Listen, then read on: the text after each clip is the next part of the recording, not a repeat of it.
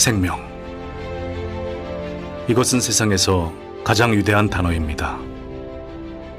자연의 경이로움도, 탄생의 기쁨도, 성장의 신비도 모두 이 한 단어에서 비롯됩니다. 우리가 하는 일도 여기서 시작됩니다. 육신의 생명이 아닌 영혼의 생명을 살리는 일,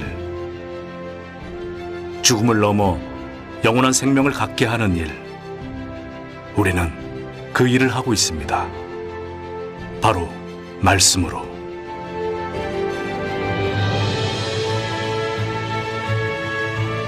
성경에는 길이 있습니다. 영원히 거듭남을 얻는 길, 영원한 생명을 얻는 길. 우리는 그 길을 성경에 기록된 대로 올바른 방법으로 전합니다. 대한민국과 전 세계 수많은 사람들에게.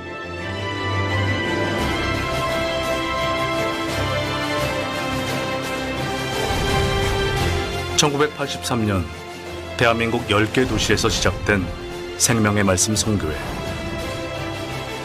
수많은 영혼들을 영원한 생명으로 인도해 왔습니다.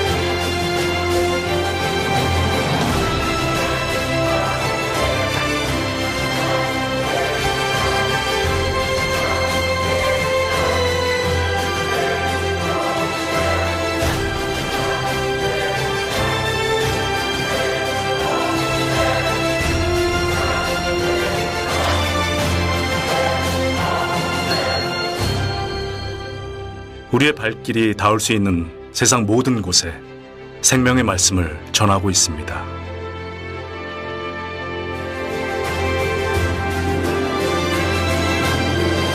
세상 곳곳에 말씀을 전하지만 우리에게 가장 중요한 것은 바로 당신의 영혼입니다. 지금 말씀 앞으로 나오십시오. 당신의 영혼을 살리는 생명의 말씀 앞으로.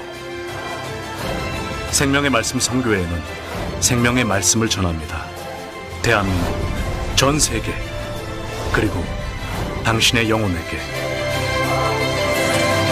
당신의 영혼을 위한 생명의 말씀 선교회. 다 함께 찬송하시겠습니다. 찬송가 235장입니다. 찬송가 235장입니다.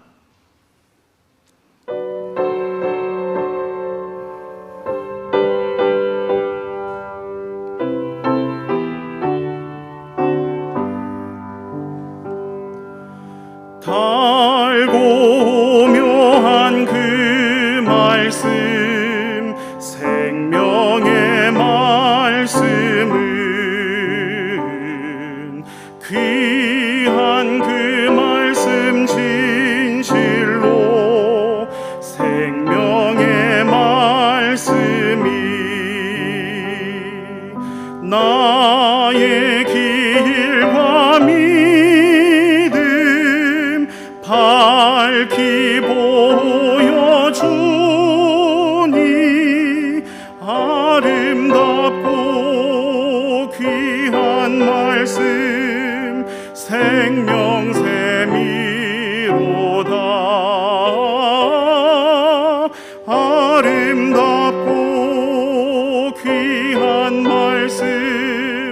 생명샘이로다.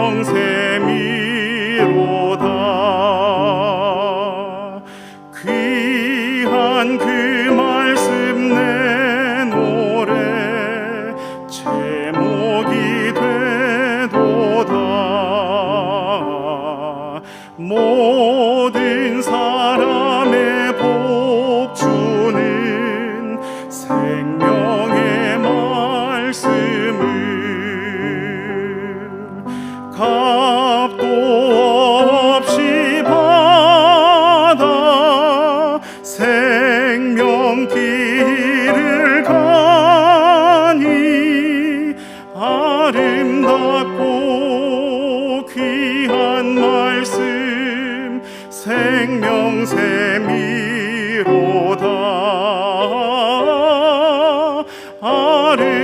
아름답고 귀한 말씀 생명샘이로다.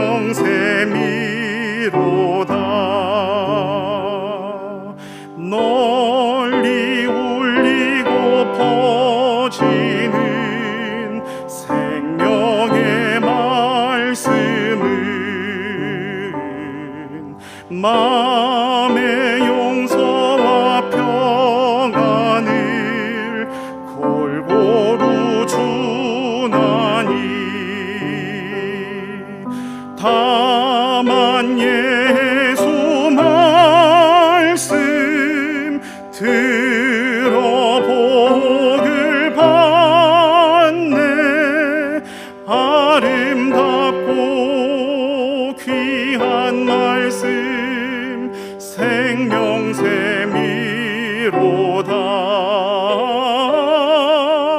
아름답고 귀한 말씀 생명샘이로다.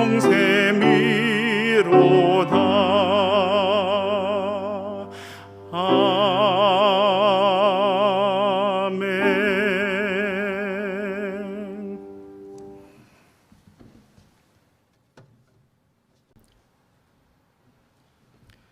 안녕하십니까? 오늘부터 한 주 동안 온라인을 통해 전국 추계 수양회를 가지게 되었습니다. 코로나 바이러스와 많은 일들로 세상이 어지러운 중에도 이렇게 온라인을 통해 전국에서 동시에 수양회를 갖게 해주신 하나님께 감사와 찬송을 돌립니다. 그리고 이 시간 하나님 앞에 말씀 앞에 나와 계신 모든 분들께도 진심으로 감사의 말씀 드립니다. 오늘부터 토요일까지는 저녁에, 주일은 오전에 말씀을 배우시게 되는데요. 한 가지만 간곡하게 부탁 말씀드립니다. 마음을 여시고 관심을 가지고 들어주십시오. 그 열린 마음에 하나님께서 은혜와 축복을 부어주실 것입니다. 이번 한 주간이 모든 분들의 인생에서 가장 중요하고 가장 축복된 한 주가 되기를 진심으로 기도합니다. 지금 이곳은 대한예수교 침례회 수원교회당입니다. 2020년 온라인 추계 수양의 첫째 날 말씀을 전해주실 강사님은 본 수원교회를 담임하시는 홍정현 목사님이십니다. 말씀 전에 남성 독창으로 특별 찬송이 있은 후에 강사님께서 하나님의 말씀 전해주시겠습니다.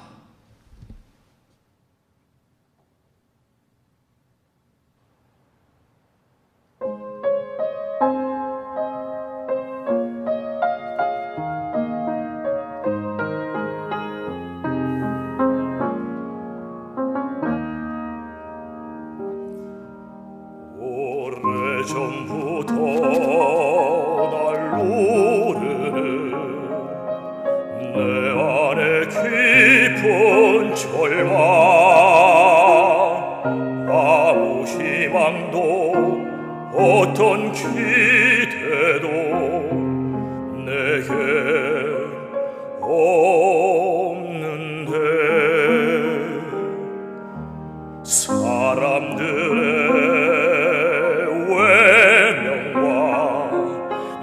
거절하는 눈빛,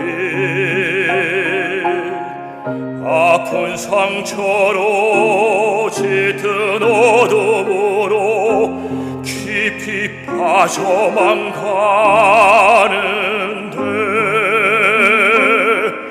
어디선가 내게 들리는 하나님 아들 주님 이야기 그분이라면 그의 옷자락이라도 내 마지막 소망이니 주님을 만났네 옷자락에서 전해지는 사랑 내게 임한 주님의 능력 날로르는 아픔의 근원을 고치셨네 날 바라보시네 나의 연약함 주님은 아시네 깊은 절망에서 날 자유케 하신 사랑 나 찬양해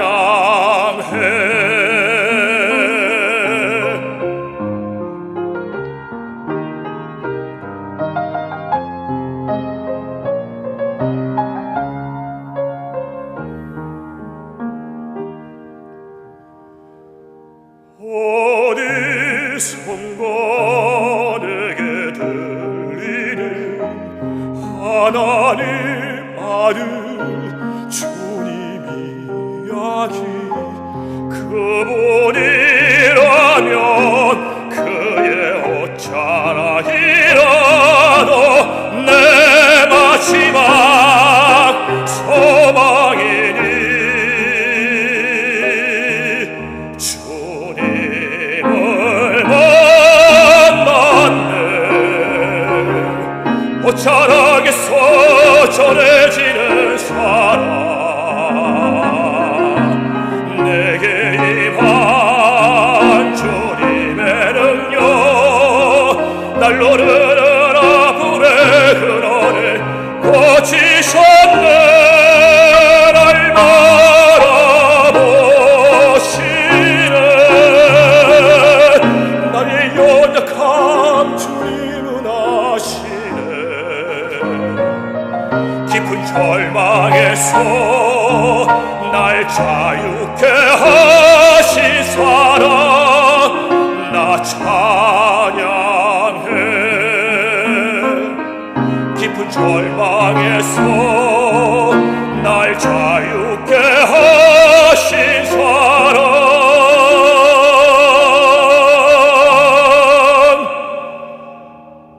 나 찬양해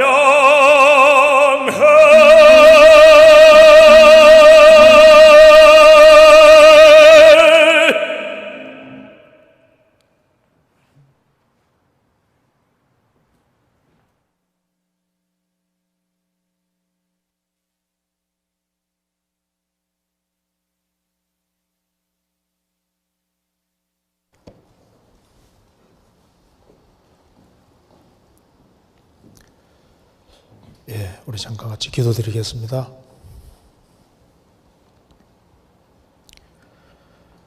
우주 만물을 창조하시고 인간 역사를 주장하시는 거룩하신 우리 아버지 하나님, 이번에 축의 수양회를 갖게 해주신 것을 진심으로 감사합니다. 시작하는 날부터 마치는 날까지 주 성령께서 이 수양회를 주장해 주시고 말씀을 증거하는 사람들이나 듣는 모든 사람들의 마음을 붙잡아 주시옵소서. 살아계신 하나님의 말씀으로 우리 영혼을 환하게 비춰주시고 인생의 근본적인 문제를 해결하고 복된 소망 가운데 생을 살 수 있도록 축복해 주시고 도와주옵소서. 이번 말씀을 듣는 모든 사람들 주님께서 일일이 함께 해주시고 주의 거룩한 손으로 붙잡아 주시고 영혼이 구원함 이룰 수 있도록 역사해 주옵소서.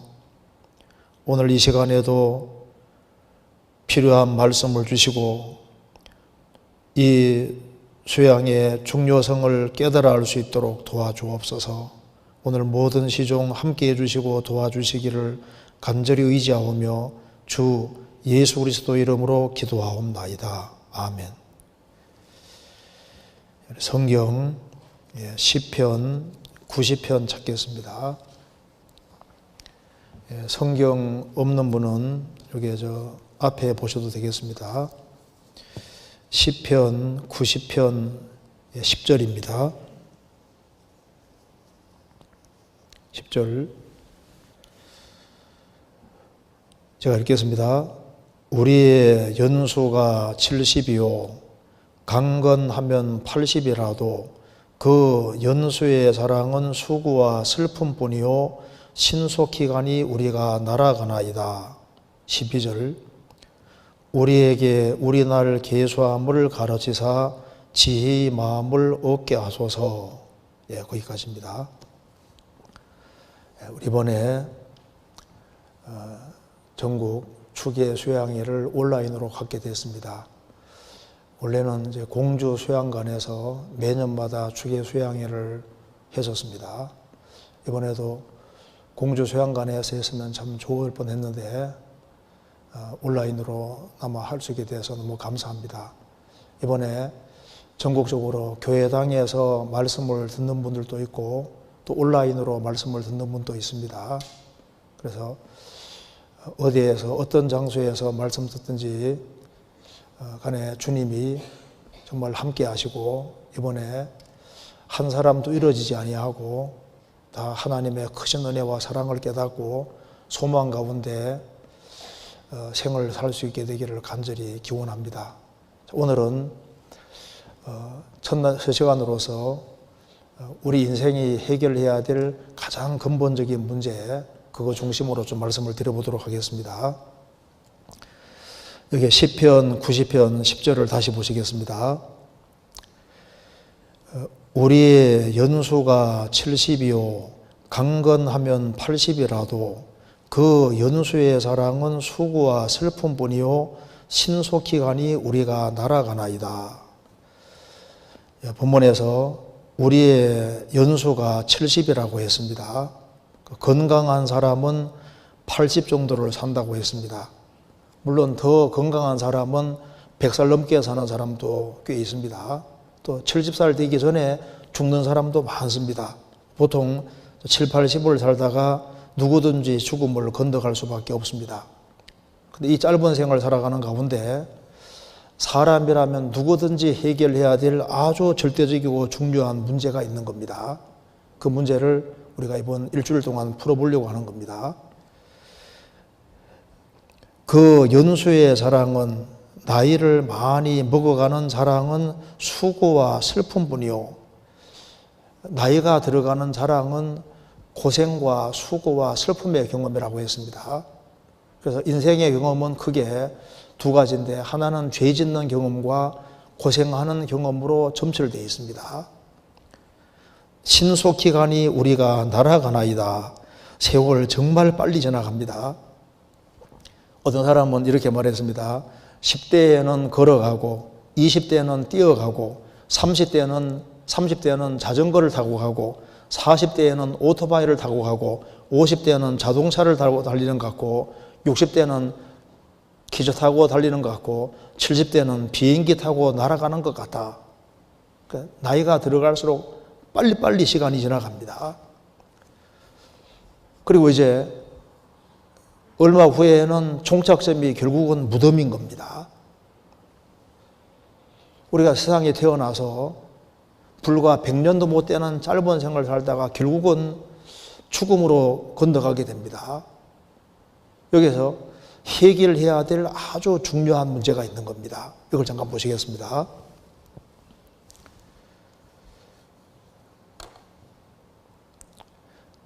인생이란 무엇인가? 나는 누구인가? 짧은 생을 살아가면서 우리가 해결해야 될 문제는 바로 이겁니다. 인생을 살아가면서 좋은 일도 만나고 곤란하고 괴로운 일도 만나고 여러 가지를 겪으면서 생을 살아갑니다. 그런데 어디서 와서 어디로 가는가 이거 풀고 살아야 되는 겁니다. 우리는 다 태어날 때 이렇게 태어났습니다. 태어나서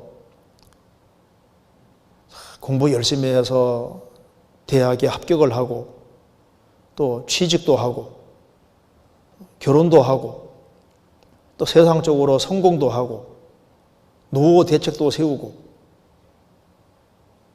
보통 사람이 여기까지 생각합니다. 자, 그리고 그 다음 어떻게 되느냐? 그 다음은 결국은 죽음입니다. 죽으면 어떻게 될 거냐 그 말입니다. 자, 세계를 정복한 알렉산더 대왕 잘 아실 겁니다. 알렉산더 대왕이 세계를 정복해서 헬라 대제국을 세웠습니다. 이 알렉산더 대왕이 죽을 때 이렇게 얘기를 했습니다. 내가 죽거들랑 무덤에 묻고 손은 바깥으로 내놓으라고 했습니다. 자, 왜 그렇습니까? 라고 물으니까 세계를 정복한 대왕이지만은 죽을 때는 빈손으로 간다는 것을 전 세계 사람들에게 보여주기 위함이라는 겁니다. 세계를 정복했지만은 죽을 때는 아무것도 못 가지고 갑니다. 여기 제가 재밌는 거 하나 보여드릴게요. 여기에 이거 잠깐 보실까요? 이 사람이 지금 고기를 열심히 잡고 있습니다. 한번 잠깐 보시죠.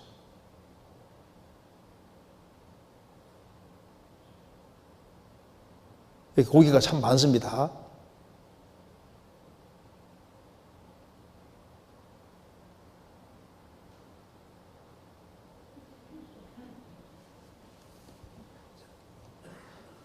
우리 인생도 마치 이와 같습니다.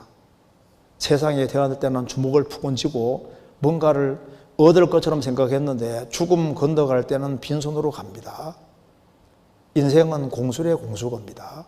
그래서 수위에는 주머니가 없다는 말대로 아무것도 못 가져가는 거예요. 도대체 우리가 세상에 무엇을 위해 왔을까요? 존재하는 목적이 도대체 뭘까요? 여기에 우리의 인생의 결국은 죽음입니다. 이것이 우리의 최종 종착점일까요? 그래서 이 짧은 생을 살아가는 가운데 해결해야 될 가장 중요한 질문들. 첫째, 나는 누구인가? 나는 어디에서 왔는가? 나는 왜 여기에 존재하는가? 죽을 때 나는 어디로 가는가? 이거 풀고 살아야 되는 겁니다. 근데 이것은 공부를 한다고 풀릴 문제가 아닙니다. 공부를 많이 하셨잖아요. 인생 철학을 공부하고 또 다양한 종교를 갖는다고 할지라도 이 인생의 근본적인 문제는 풀 수 없습니다. 어떤 사람이 공자에게 물었습니다. 죽음 뒤가 어떻게 되겠습니까? 미지 생이면 언지살이요. 생도 모르는 주제에 죽음 뒤를 어떻게 알겠는가? 인생의 문제를 해결해 줄 수 있는 사람은 없습니다. 정답은 없느냐? 정답이 있습니다. 하나님이 계시다면, 이 성경이 하나님 말씀이라면 인생의 문제는 아주 쉽게 풀릴 수 있습니다. 천지 만물을 창조하시고 우리를 만드신 하나님께서 인생의 이 근본적인 문제를 풀어주시려고 우리에게 가장 귀한 선물로 성경이라는 걸 주신 겁니다. 우리가 성경을 통해서 인생의 근본적인 문제를 풀 수 있습니다. 일주일이라는 시간이면 충분한 겁니다. 이거 잠깐 보시겠습니다. 눈에 보이지 않는 하나님, 이 우주 만물을 창조하시고 인간 역사를 주장하시는 그 하나님, 인간이 하나님 보는 것은 불가능하지만 하나님을 알 수 있습니다. 하나님께서 하나님을 알 수 있는 길로 하나님 인간에게 계시해 주신 것이 있는데 그게 바로 성경이라는 겁니다.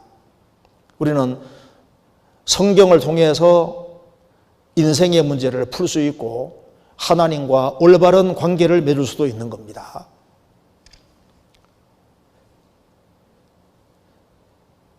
세균은 현배경을 통해 볼 수 있습니다. 멀리 있는 별은 망원경 통해서 볼 수 있고 눈에 보이지 않는 전파는 텔레비전 통해서 알 수 있습니다. 하나님 어떻게 보느냐? 하나님은 우리가 성경을 통해서 알 수 있고 또 하나님의 목적과 계획과 비밀을 알 수가 있는 겁니다.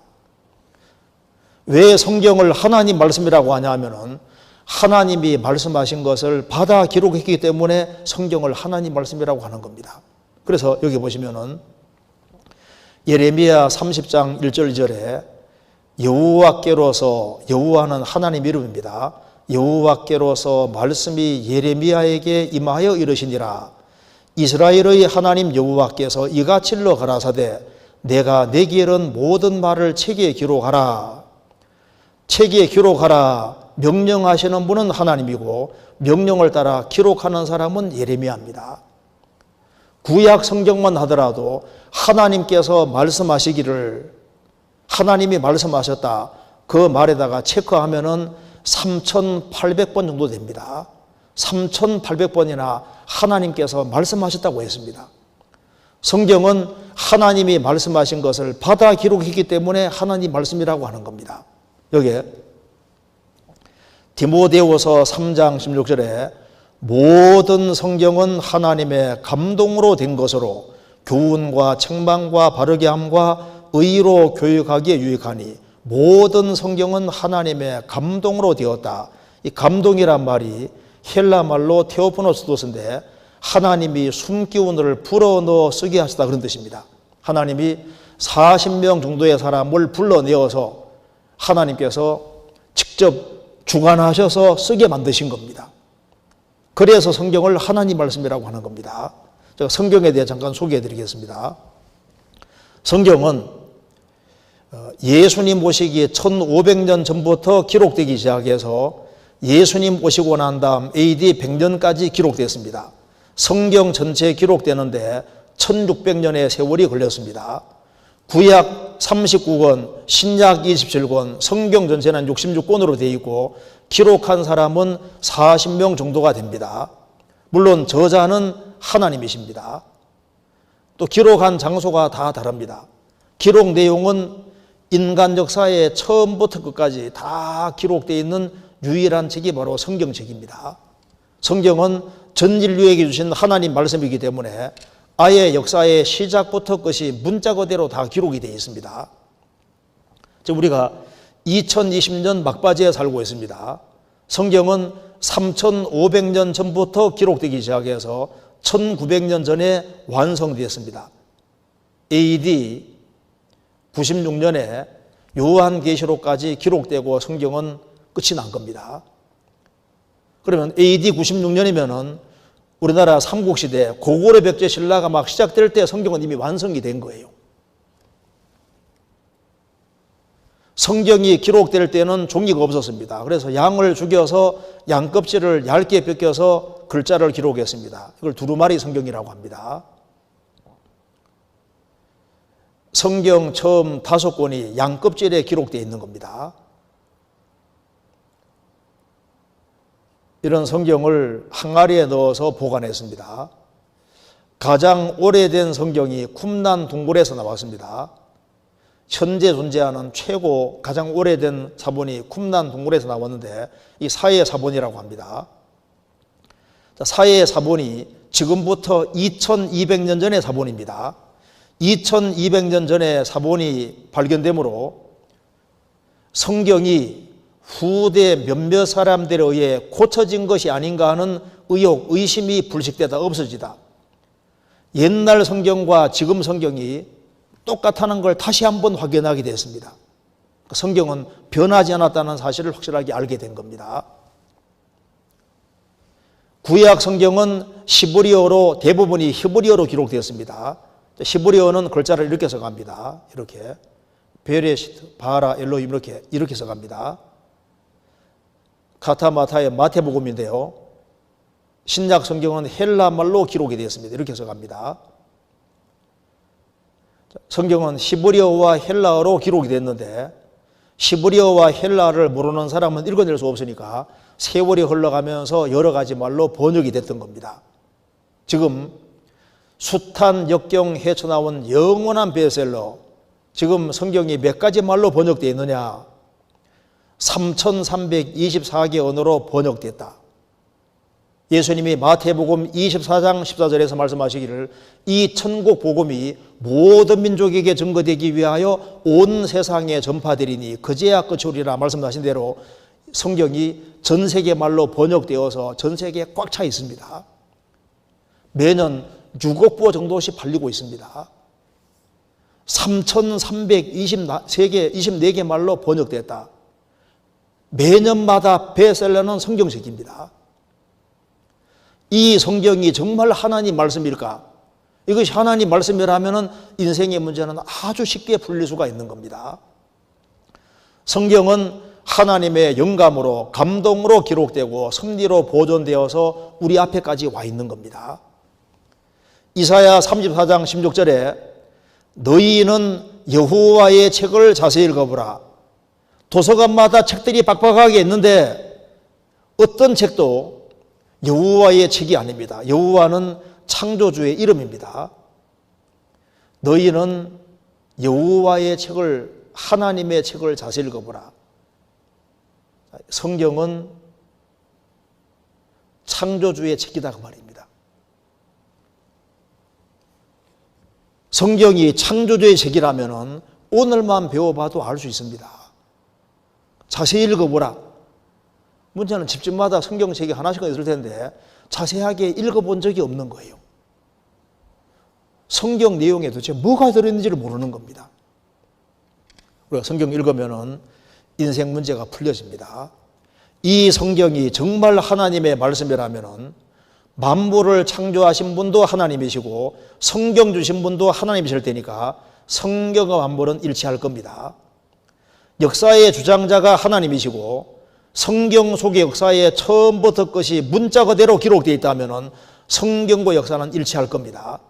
인생을 만드신 분이 하나님이라면 인생의 문제를 당연히 다 풀어줄 수 있을 겁니다.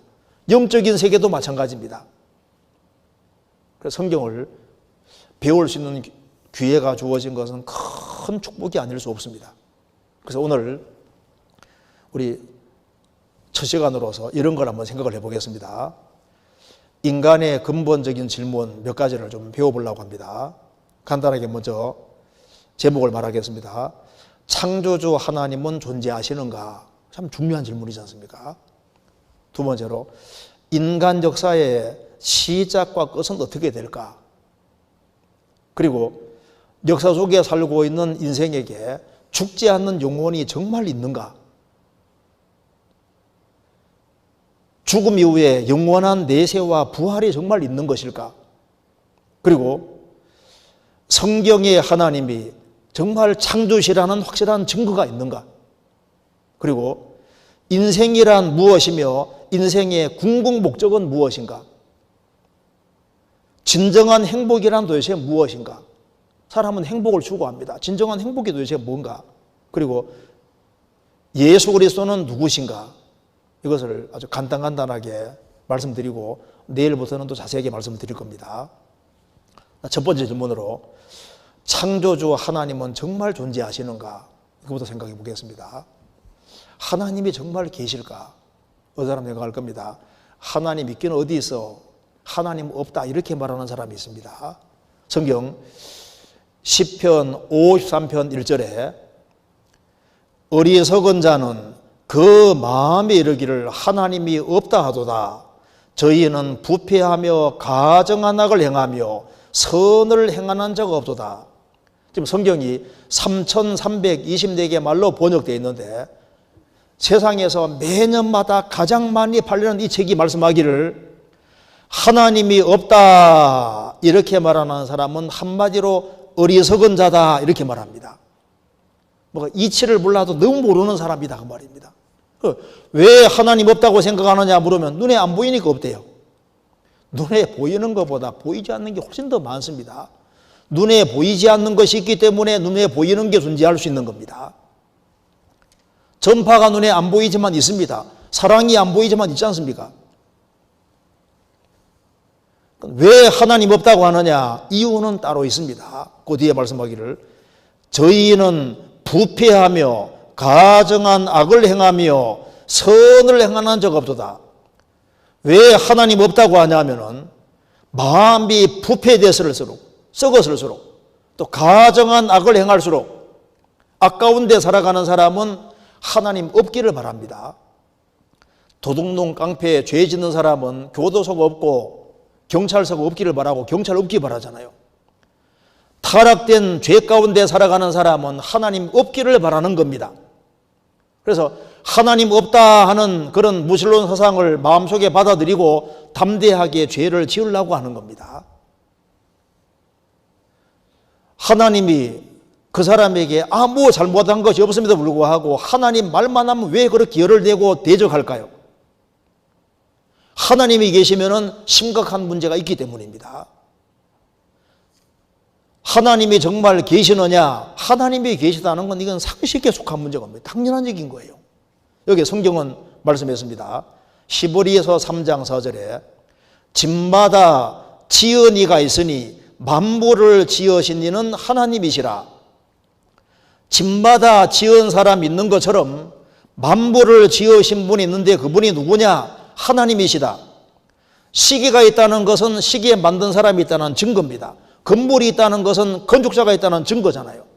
예술 작품이 있다는 것은 배우의 예술가가 있다는 증거입니다. 이 우주 만물이 존재한다고 할 때 이 우주 만물은 정확한 규칙과 법칙이 있는데 그 만드신 분이 계신데 그분이 누구냐? 창조주 하나님이시다 그 말입니다. 조그마한 귀고리 하나도 만든 사람이 있는데 이 우주 만물을 보면은 만들어진 것이 확실하고 하나님이 만드신 것이 분명하다 그 말입니다. 이거 한번 잠깐 보시겠습니다. 창조주가 계시다는 건 상식에 속합니다. 로마서 1장 20절에 창세로부터 그의 보이지 아니하는 것들 곧 그의 영원하신 능력과 신성이 그 만드신 만물에 분명히 보여 알게 되나니 그러므로 저희가 핑계치 못할지니라. 하나님이 보이지 않지만 하나님의 영원하신 능력과 신성도 보이지 않지만 신성은 영어로 가되듭니다. 하나님 지혜입니다. 하나님 만드신 만물을 보면은 하나님의 능력과 하나님의 지혜로 만들어진 것을 분명히 알 수 있기 때문에 저희가 핑계치 못할지니라. 저절로다 우연이다 핑계할 수 없다는 겁니다. 로봇 강아지 보는 순간에 이거 사람이 만들었는데 알 수 있죠? 그럼 진짜 강아지는 누가 만들었습니까? 진짜 강아지 누가 만들었어요? 누가 만들었습니까? 하나님 만드셨죠. 개팔자가 상팔자입니다. 이거 누가 만들었을까요? 인간이 만들 수 있는 게 아니잖아요. 장난감 공돌이 이거 사람이 만들었습니다. 진짜 곰은 누가 만들었을까요? 만드신 분이 계시잖아요. 로봇 강아지를 만든 사람이 있는데 진짜 개를 만드신 분이 안 계실까요? 요거 이제 꾹꾹 누르면은 뛰지 않습니까? 요거 하나도 만든 사람이 있는데 진짜 말 만드신 분이 안 계실까요? 이게 저절로입니까? 저절로가 아니잖아요. 딱 보면은 만드셨구나. 누가 만드셨나? 이게 인간이 만들 수 있는 게 아니잖아요. 이거 누가 만들었습니까? 병아리. 보면은 하나님 만드셨구나 알 수 있다 그 말입니다. 로봇 손을 만든 사람이 있는데 사람 손 만드신 분이 안 계실까요?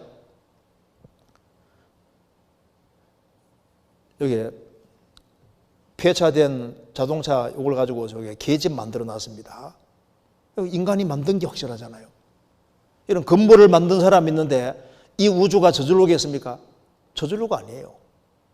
그래서 만물을 보면은 하나님이 계시구나 하는 걸 금방 알 수 있다 그 말입니다. 법칙이 있다는 것은 법칙 수립자가 있다는 증거입니다. 닭은 알을 품으면 20일을 되면 정확히 병아리가 태어납니다. 우리는 28일 부화할 수가, 그 위에는 35일, 타조는 42일, 정확히 7배수입니다. 7이 하나님 숫자라는 거 아시죠? 7배수입니다. 여자가 경소할 때 28일 죽입니다. 아기 낳을 때도 280일, 7배수잖아요. 모든 포유류의 심장 박동수가 15억 번이라고 합니다. 그래서 덩치가 클수록 수명이 길어지고 덩치가 작을수록 맥박수가 빠릅니다. 그래서 모든 포유류 심장 박동수가 15억 번이다. 왜 그럴까요? 이 우주에 정확한 법칙과 질서가 있다는 것이 뭘 말하냐 하면은 절대자가 계시고 창조주가 계시다는 증거다 그 말입니다. 여기 이사야 45장 18절에 여호와는 하늘을 창조하신 하나님이시며 땅도 조성하시고 견고케 하시되 헛되이 창조치 아니하시고 사람으로 거하게 지으신 자신이라. 그 말씀에 나는 여호와라. 나 외에 다른 이가 없느니라. 하늘을 창조하시고 땅을 만드시고 지구를 아무렇게나 창조치 아니하시고 사람으로 거하기에 지으신 자신이라. 우리가 지금 지구에 살고 있다는 것 자체가 창조주가 계시다는 증거입니다. 태양에서 1억 5천만 킬로미터 딱 떨어져서 지구는 매일 한 바퀴씩 돌면서 태양 주위를 공전하고 또 다른 38만 킬로미터 떨어져서 지구 주위를 계속 돕니다.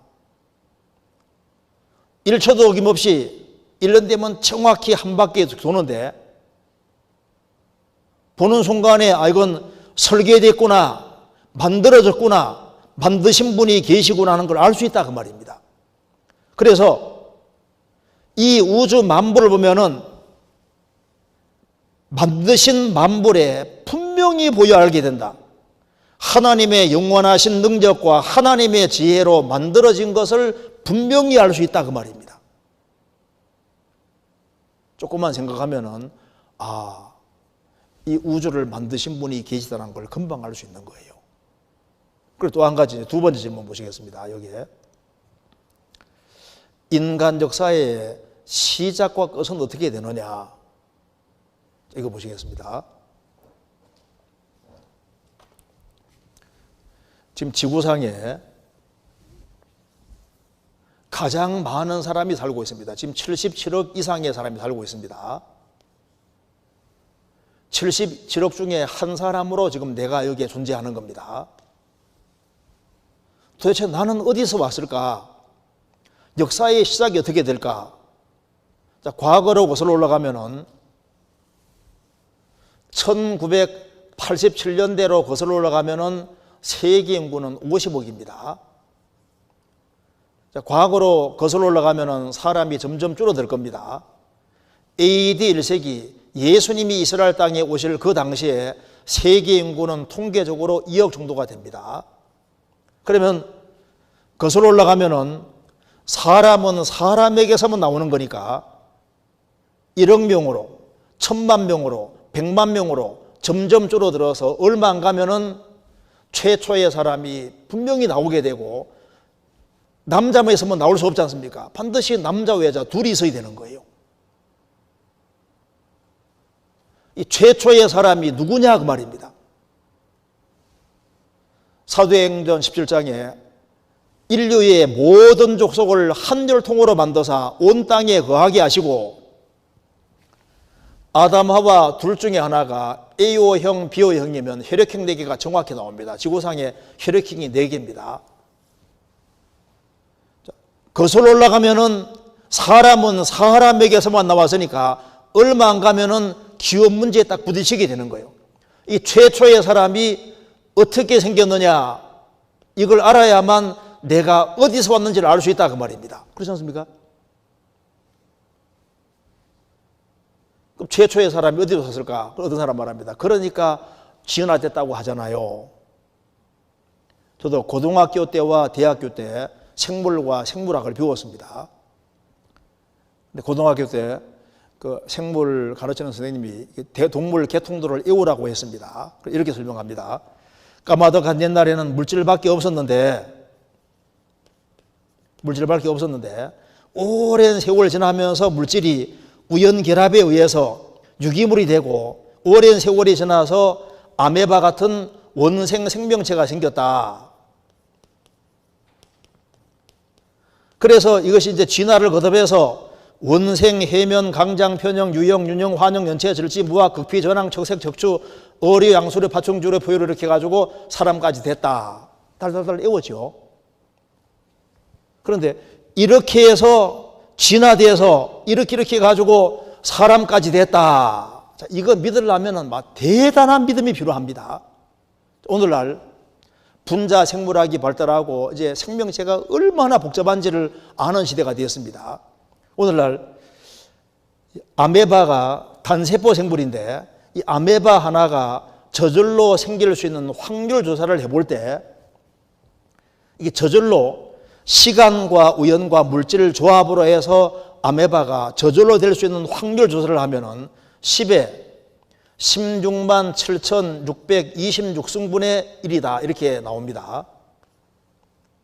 그러면 이 아메바 하나 속에 있는 DNA를 뽑아내서 유전 정보를 뽑아내서 이걸 활자로 찍으면은 브리테니카 백과사전 세트로 해서 1000세트입니다. 브리테니카 백과사전 세트가 이렇게 큰데 세트로 해서 이렇게 세트로 1000세트가 쌓일 정도로 그 정도의 정보가 아메바 하나 속에 들어있다 그 말입니다. 그러면은 우리가 관측할 수 있는 이 우주 전체 속에 원자 수를 계산한 걸 보면은 10의 78승에서 82승 정도 됩니다. 그러면 이게 10의 82승분의 1이라고 예를 들어 봅시다. 그러면은 이 우주 어딘가에 원자에다가 점 하나 딱 찍어 놓고 그거 딱 맞출 때 10의 81승분의 1인 거예요. 그러니까 10의 16만 7,626승분의 1. 그러니까 아메바 하나도 저절로 될 수가 없다 그 말입니다. 오늘날은 세포가 얼마나 복잡한지를, 이건 아주 오래전 얘기고 지금은 세포가 얼마나 복잡한지를 점점 더 알아가는 시대이기 때문에 세포 하나가 저절로 될 확률이 어떻게 되느냐. 10에 3, 저도 놀랐습니다. 3억 4천만 분의 1이랍니다. 3억 4천만 분의 1. 그러니까 세포 하나 저절로 안 되는 거예요. 시간과 우연과 물질로 해서 이렇게 해서 아메바 하나 되는 것도 불가능한데 어떻게 이것이 진화를 거듭해서 사람이 될 수 있냐 그 말입니다. 성경은 정답이 딱 나옵니다. 성경 딱 펼치자마자 태초에 하나님이 천지를 창조하시니라 창세기 1장에 종류대로 만들었다는 말이 10번 나옵니다. 10번. 그래서 식물도 종류대로, 동물도 종류대로, 모든 걸 종류대로 만드셨습니다. 콩 심은 데 콩 나고 팥 심은 데 팥 나잖아요.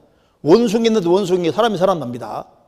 종류대로인 거예요. 그래서 종류대로 만드시고 제일 마지막에 최초의 사람 아담 하와를 만드셨고 이 아담 하와가 살던 곳이 에덴 동산이다.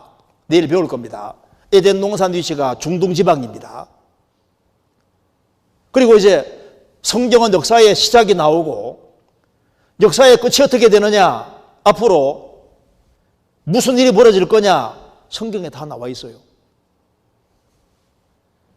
우리 시대에 지금 우리가 지금 2020년에 살고 있는데 지금 종말의 징조가 지금 다 나타나고 있습니다.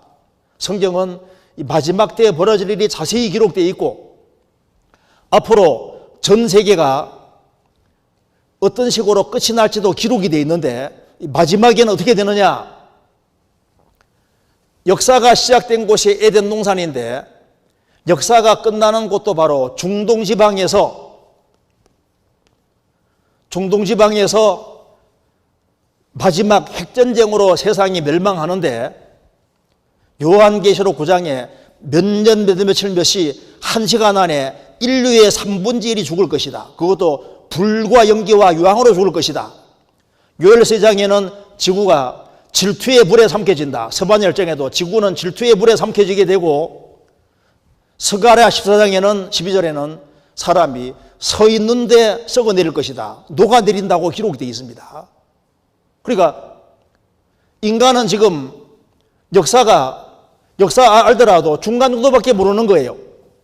그런데 성경은 인간 역사의 시작이 나오고 과정이 나오고 끝이 나오는데 끝은 마지막 전쟁으로 인간이 어떻게 망하는지가 다 시나리오가 기록되어 있는 거예요. 여기 마지막 전쟁 한 장면 제가 말씀드려보겠습니다. 여기 잠깐 보시면요.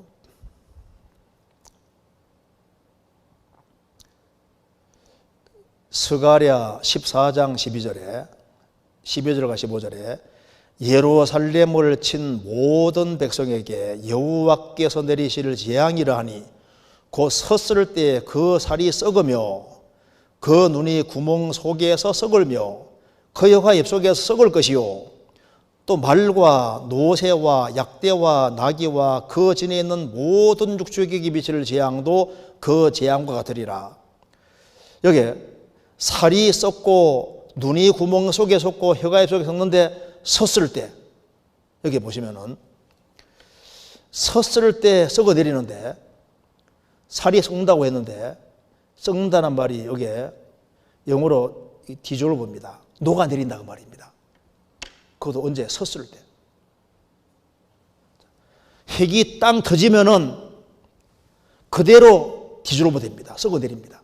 녹아내린다고 말입니다. 그래서 핵이 딱 터지면은 핵 분절에 의해서 순식간에 쫙 썩어 내립니다.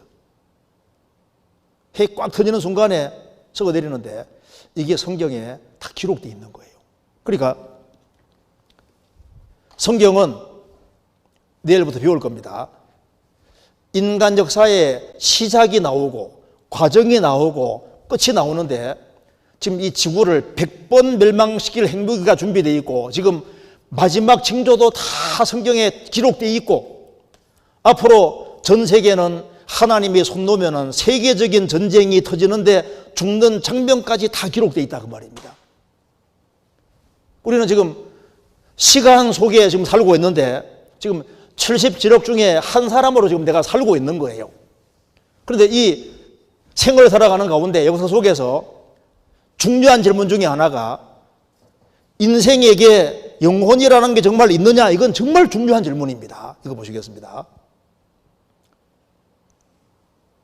사람에게 죽지 않는 영혼이 있는가? 이거 얼마나 중요한 질문입니까? 이렇게 말하면 에이 뭐 영혼이 있긴 뭐가 있어 죽으면 끝이지 이렇게 생각하는 사람들이 많습니다. 특별히 우리 시대에 그런 사람들이 많아지고 있습니다. 이거 보시겠습니다. 고린도전서 15장 19절입니다. 만일 그리스도 안에서 우리의 바라는 것이 다만 이 생뿐이면 모든 사람 가운데 우리가 더욱 불쌍한 자리라. 이 세상이 전부라면은 금세가 전부라면은 예수 믿는 사람은 더 불쌍한 자가 될 수 있다. 그렇죠? 금세가 전부고 영혼도 없고 내세가 없다면은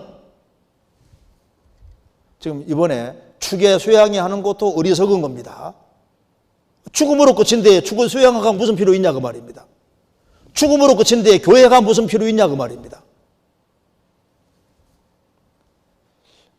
죽음으로 정말 끝이냐 그 말입니다. 사람에게 영혼이 있을까? 이거 얼마나 중요한 질문인지 몰라요. 이거 보시겠습니다. 우리 시대에 욜로족이 많아진다는 거 아시죠? 욜로족이 뭔지 아시죠? You only live once. 당신은 딱 한 번밖에 못 삽니다. 그러니 금세가 전부니까 우리 시대에 욜로족이 점점 많아집니다. 스스로 욜로족이라 생각하냐? 그런 사람들이 많습니다. 그러니까 금세가 전부니까 그냥 이 세상을 즐기다가 살다 죽으면 끝난다 그 말입니다. 그런 사람 생각하는 사람 많습니다. 딱 한 번 본 인생 즐기자 그 말입니다. 고린도전서 15장 32절 33절에 내가 범인처럼 에베소에서 맹수로 더불어 싸웠으면 내게 무슨 유익이 있느냐? 죽은 자가 다시 살지 못할 것이면 내일 죽을 터이니 먹고 마시자 하리라. 속지 말라. 죽음으로 모든 것이 끝이라고 하면은 내일 죽을 터이니 먹고 마시자 흥청망청 될 것이다. 속지 말라. 그래서 우리 시대의 문화를 피그 컬처라고 돼지 문화라고 합니다. 돼지는 뭐밖에 생각 안 합니까? 먹는 것밖에 생각 안 하잖아요. 현대인들은 스스로 속고 있습니다. 인간이 별거인 육체밖에 없다. 죽음으로 끝이다. 그래서 막 그저 막 보고 화장품 칠하고 닦고 해가지고 여기 전부인 줄 아는데 영혼이 있다는 사실을 가팍 잊고 있는 거예요. 영혼이 정말 있을까? 너무나도 중요한 질문입니다. 성경 전도서 12장 찾겠습니다. 전도서 12장.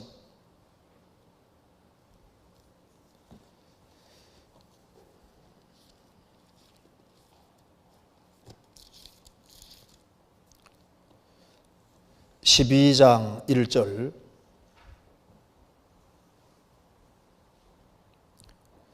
제가 읽겠습니다. 너는 청년의 때 곧 곤고한 날이 이르기 전 나는 아무 낙이 없다고 할 해가 가깝기 전에 너의 창조자를 기억하라. 해와 빛과 달과 별들이 어둡기 전에 비 뒤에 구름이 다시 일어나기 전에 그리하라. 그런 날에는 집을 지키는 자들이 뜰 것이며 힘 있는 자들이 구부러질 것이며 맷돌질하는 자들이 적음으로 그칠 것이며 창들로 내어보는 자가 어두워질 것이며 7절. 흙은 여전히 땅으로 돌아가고 신은 그 주신 하나님께로 돌아가기 전에 기억하라. 네, 거기까지입니다. 이거 한번 보시겠습니다. 자, 우리 시대 문화를 제가 피그 컬처라고 말씀했습니다. 육체가 전부고 먹고 마시고 즐기다가 죽으면 된다. 이건 완전히 속는 겁니다. 예수님이 말씀하시기를 사람이 만일 온 천하를 얻고도 제 목숨을 잃으면 무엇이 가리요? 사람이 무엇을 주고 제 목숨을 바꾸겠느냐? 헬라 말로 푸시켄데 영혼을 말하는 겁니다. 온 천하를 얻고도 자기 영혼이 지옥 가면 무슨 소용이 있느냐? 사람이 무엇을 주고 제 목숨 바꾸겠느냐? 영혼을 말하는 겁니다. 영혼과 지구를 무게에 달아 놓으면 영혼이 훨씬 더 무거운 겁니다. 그런데 많은 사람들이 영혼이 있다는 사실을 잊고 있는 거예요. 자, 이거 보시겠습니다. 방금 읽은 겁니다.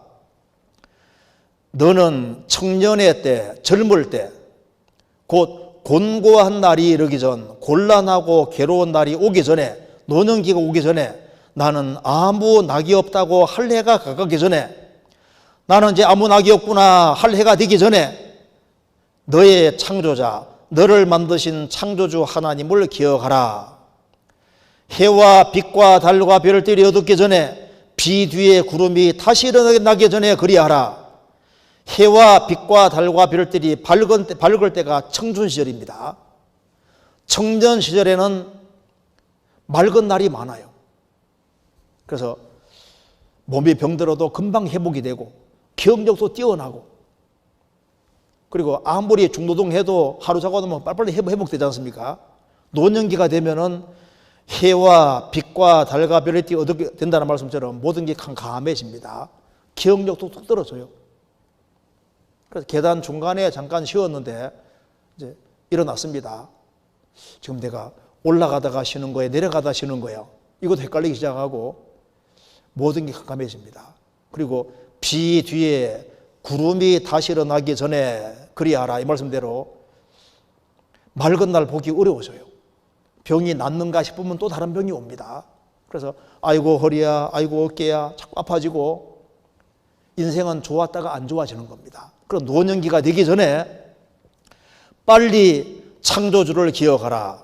그런 날에는 노년기가 되면은 집을 지키는 자들이 떨 것이며, 육체를 집이라고 했습니다. 집을 지키는 자가 손과 발인데 손과 발이 떨리기 시작하고 힘 있는 자들이 구부러질 것이며, 건물 기둥이 쉬는 것처럼 척추가 구부러지고 맷돌질하는 자들이 적음으로 그칠 것이며, 맷돌질하는 자는 입니다. 이가 빠져나가고 창들로 내어보는 자가 어두워질 것이며 눈이 점점 어두워진다 그 말입니다. 여기서 육체를 집이라고 표현을 했습니다. 현대인들은 육체가 자기인 줄 아는데 이거 아니에요. 이건 집입니다. 집. 건물 안에 사람이 사는 것처럼 흙집 안에 내가 살고 있는 거예요. 육체는 집입니다. 육체는 내가 아닌 거예요. 이건 내 손이고, 이건 내 발이고, 내 눈이고, 내 머리지. 나는 이 속에 따로 살고 있는 겁니다. 이거 보시겠습니다. 육체는 뭐냐? 이게 집이에요.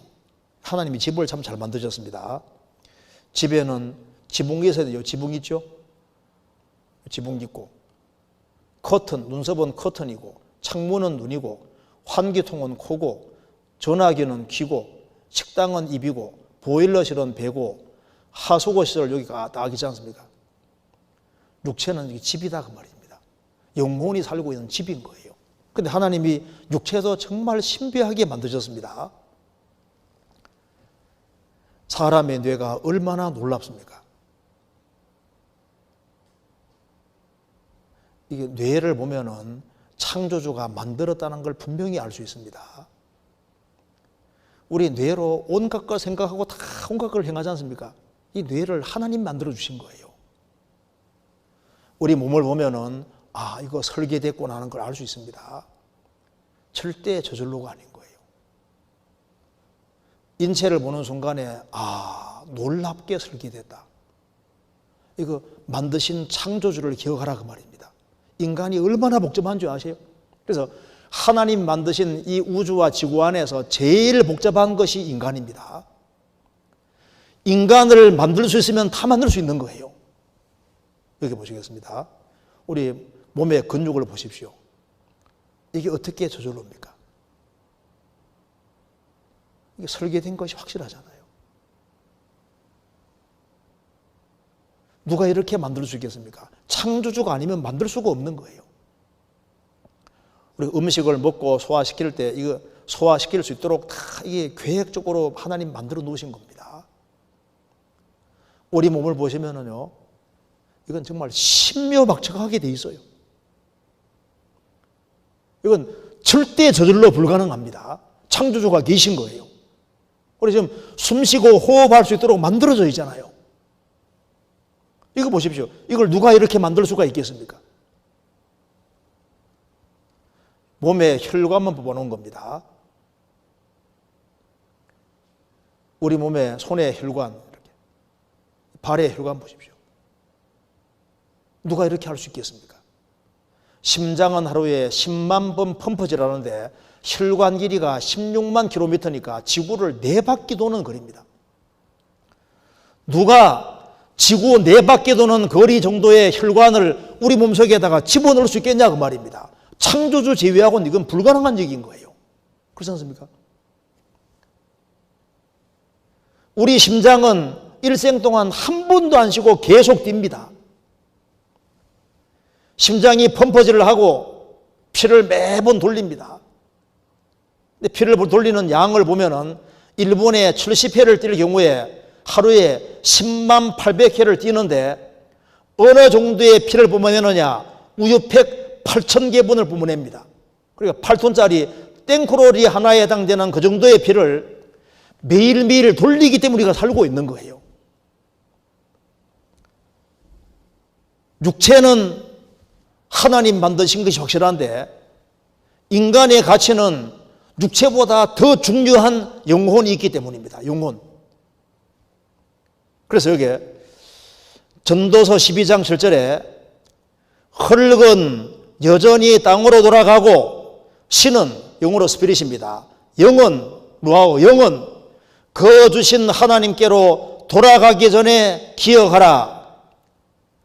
영혼을 주신 하나님께로 돌아가기 전에 빨리 너를 만드신 창조주를 기억하라. 창조주가 계시고 창조주가 영을 주셨는데 영 주신 하나님께로 돌아가야 되는데 돌아가기 전에 기억하라. 누구를? 너를 만드신 창조주를 기억하고 바른 관계를 맺으라 그 말입니다. 그래서 영혼이 바로 나예요. 나. 육체는 흙이니까 흙으로 돌아가고 영은 영을 주신 하나님께로 돌아가기 전에 기억하라. 하나님이 인간을 소중히 생각하는 이유는 하나님이 지으신 그 영과 혼이 이루어질까 봐 걱정하시는 겁니다. 영혼이라는 게 있습니다. 인간의 가치는 영인 거예요. 여기 한번 물어봤습니다. 자기 값이 얼마인지 물어봤습니다. 제 생명의 가치요? 여기 소리가 안 들어가요. 제 생명의 가치요? 그냥 한 50억? 50억이래요. 제 생명의 가치요? 그냥 한 50억? 7천만 원? 생명 가치가 얼마라고요? 50억? 7천만 원? 자, 왜 이런 말을 하냐면은 영혼인 줄 몰라서 그런 거예요. 인간의 가치를 잘 모르는 겁니다. 이거 보십시오. 죽음이란 게 도대체 뭐냐 그 말입니다. 이 세상에서 죽음만큼 확실한 것은 없다. 그런데도 사람들은 겨우살이는 준비하면서도 죽음은 준비하지 않는다. 죽음이 엄연한 현실인데 죽음은 어떻게 될지에 대해서 깊이 생각 안 한다 그 말입니다. 어떤 사람 말했습니다. 미래에는 모든 사람은 15분 동안은 유명해질 것이다. 죽으면은 15분 동안은 사람들이 보통 관심 가지지 않습니까? 죽는다 그 말입니다.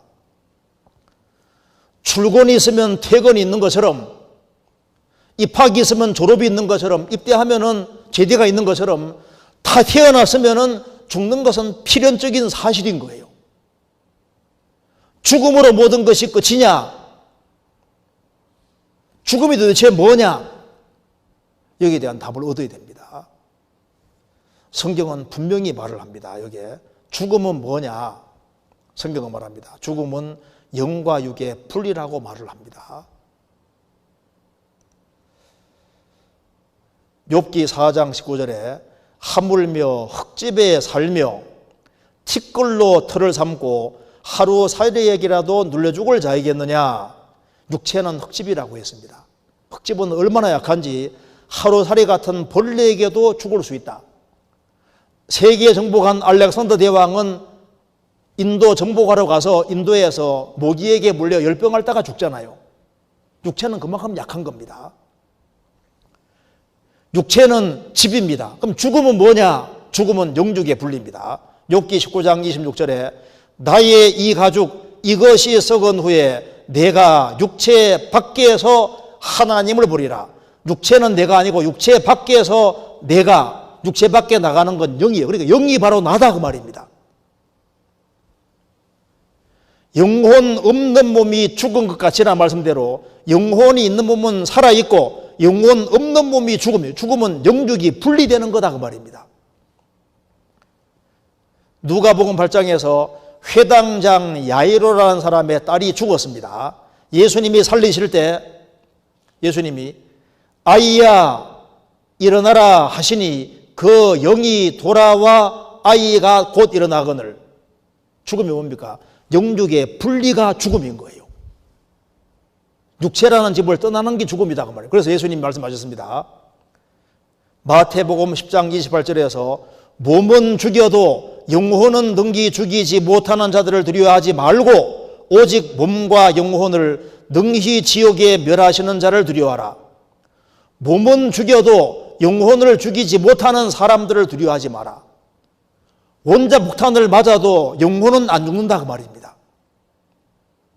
죽음은 영육의 분리입니다.